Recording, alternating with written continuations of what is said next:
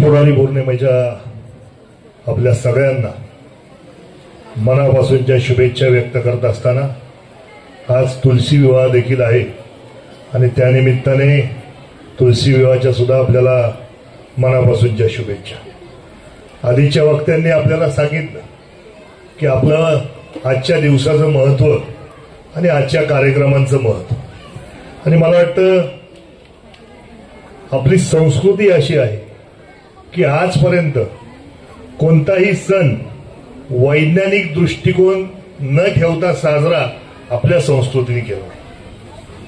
आपल्याकडे पुढे ती रूढी परंपरा प्रथा म्हणून आपल्याकडे जरी आली असली तरी आपल्या प्रत्येक सणाला आणि प्रत्येक गोष्टीला वैज्ञानिक दृष्टिकोन होता।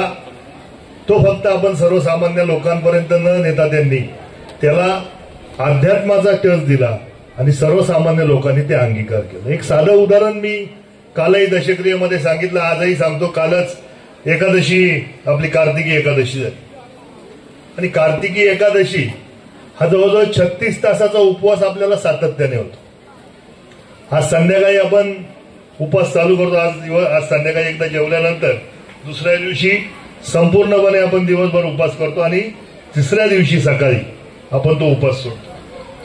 36 तासाच्या उपवासाच्या महत्वाचा आपल्याला आपण फक्त एकादशी म्हणून करतो आणि वर्षामध्ये आपण त्या 12 एकादशी साजऱ्या करत असतो। एकादशीचं महत्व आपल्या लोकांनी, जुन्या लोकांनी आपल्याला काय सांगितलं आपल्याला आजपर्यंत वैज्ञानिक दृष्ट्या माहीत नव्हतं, पण ह्या गोष्टीवर जपानचा एक वैज्ञानिक अभ्यास करतो।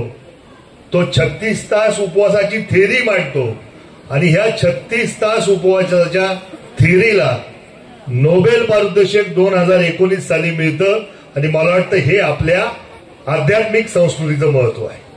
त्या माध्यमातून होत असलेली आजची गंगा आरती असेल, त्या माध्यमातून होत असलेली आपलं तुलसी विवाह असेल, हे सगळं शास्त्रीय दृष्टिकोन ठेवून आपल्या नदीप्रती जी भावना आहे, मला वाटतं वीणाताईंनी आपल्याला सांगितलं की स्वच्छतेचं महत्व काय आहे।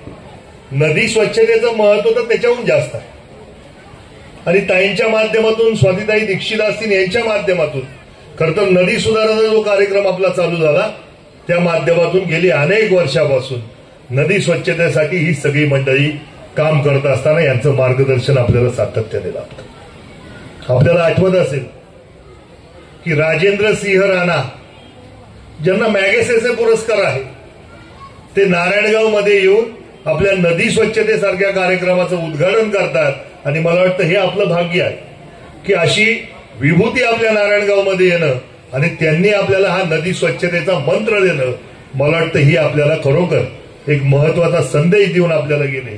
त्याचबरोबर विजय भटकर सरांसारखा ज्यांनी महासंगणक बनवला त्यांनी नारायणगावमध्ये येऊन आपण जो कैलासवासी अनिल दादाभाऊ खैरे ईएम द्रावण प्रकल्प आपण सातत्याने रोज आपण 1000 लिटर द्रावण आपल्या नदी पात्रतेमध्ये सोडतो, नदीपात्रामध्ये, त्यासाठीचा प्रकल्प सुद्धा विजय भटकर सर आता आपल्याकडे कोविडच्या काळामध्ये आले, त्यांनी तो प्रोजेक्ट पाहिला आणि त्या प्रोजेक्टचं रेकमेंडेशन त्यांनी केंद्र सरकारला केलं की हे असे प्रोजेक्ट तुम्ही जोपर्यंत प्रत्येक गावामध्ये उभं करत नाही तोपर्यंत नद्या आपल्या स्वच्छ होणार नाही।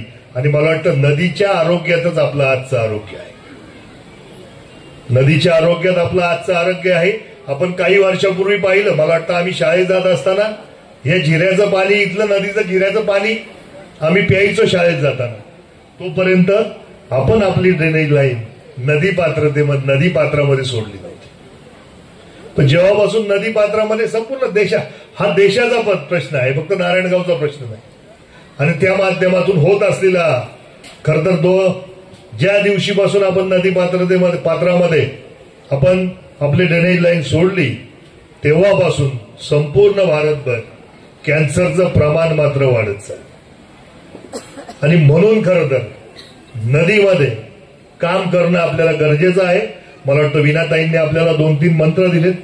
ईएम द्रावण मी सातत्याने प्रत्येक कार्यक्रमात सांगत असतो की हे कार्यक्रम करताना आपण आपल्या नारायणगावमध्ये आपण रोज 1000 लिटर द्रावण आपण नदी पात्रात सोडतो, त्या माध्यमातून आपल्या घरच्या स्वच्छतेसाठी सुद्धा ते वापरणं आपल्याला सहज शक्य आहे। ज्यांना ज्यांना ते द्रावण पाहिजे, खरं तर आपल्या इथं कुणीही येऊन आपल्या जो कर्मचारी आहे त्याच्याकडून ते द्रावण घेऊन जाऊ शकतो, विनामूल्य द्रावण ते घेऊन जाऊ शकतो, की ती स्वच्छता आपल्या घरापासून सुरुवात झाली तर निश्चित स्वरूपात एक ना एक दिवस ही नदी स्वच्छ झाल्याशिवाय राहणार नाही. आता मगाशी सांगितलं की इलेक्शन आल्या, जिल्हा परिषद आली, जिल्हा परिषदच्या माध्यमातून काम आहेत, समोर इलेक्शन उभे आहेत, ते सगळं आहेच. परंतु काम जे केलंय त्याला सुद्धा त्या गोष्टीला तेवढं महत्व आहे. आणि आजही मी तेच सांगतो की आजही काम करत असताना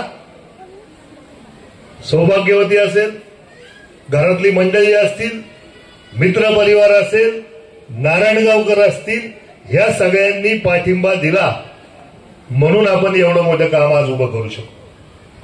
ते काही एकट्या दुकट्याचं काम नाही. आपल्या आज आपली वेश असेल जी संपूर्ण महाराष्ट्रभर गेली, आपला ईएम द्रावणाचा प्रकल्प असेल जो संपूर्ण देशभर जाणार.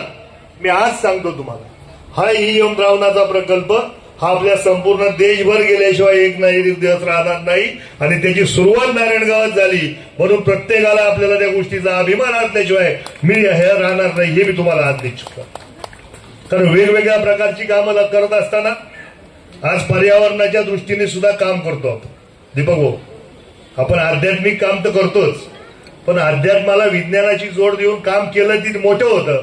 आणि मला वाटतं मागच्या उन्हाळ्यामध्ये जेव्हा बाकीच्या शहरांचं टेम्परेचर हे 34 डिग्री होतं, तेव्हा नारायणगाव मात्र 32 डिग्री होतं, 30 डिग्री होतं. आणि हे आपल्याला फक्त आणि फक्त आपण केलेल्या ज्या वृक्षारोपण आहे त्या माध्यमातून काम. खरं घ्या, या माध्यमातून काम करत असताना, पर्यावरणपूरक काम उभं करत असताना तुमच्या नारायणगावकरांच्या साथीने आज 4,500 पेक्षा अंत्यविधी आपण हे गॅस शौदाईनीमध्ये केले. आणि मला वाटतं हे सगळ्यात मोठं काम आपलं नारायणगाव नगरीमध्ये उभं राहिलं, तेही फक्त नारायणगावकरांच्या साथी.